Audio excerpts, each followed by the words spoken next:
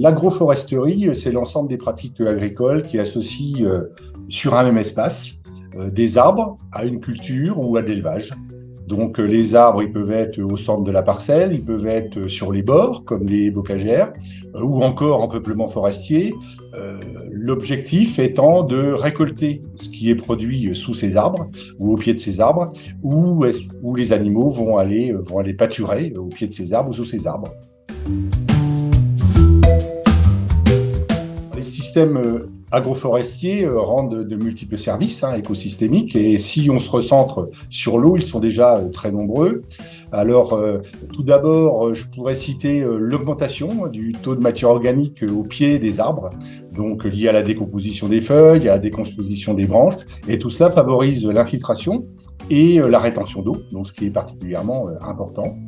Je pourrais ajouter également l'effet brise-vent, qui permet de diminuer l'assèchement des sols, tout comme l'ombrage, qui va réduire l'évapotranspiration. Et tout cela contribue à un soutien de la réserve utile du sol. Et ça, c'est un point absolument déterminant, notamment dans les zones de sol mince.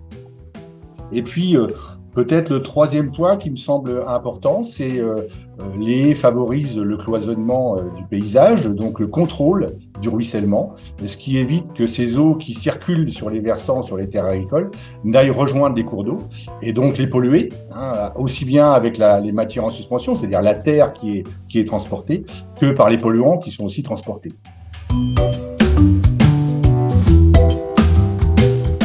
C'est une solution efficace qui a fait ses preuves et qui, dans le futur, dans le contexte de changement climatique et de la promotion d'une agriculture respectueuse de l'environnement, va être de plus en plus efficace.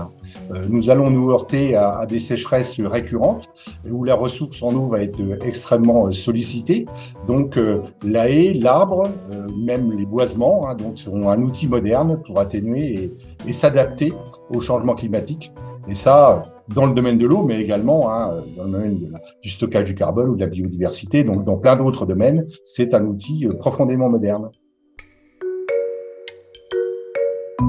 Si je dois citer un exemple, je prendrais l'exemple de Lucie et Colin, qui sont deux jeunes agriculteurs qui sont installés sur une exploitation de 170 hectares, en plein cœur du bocage normand, sur la commune de Montchauvet, dans le Calvados.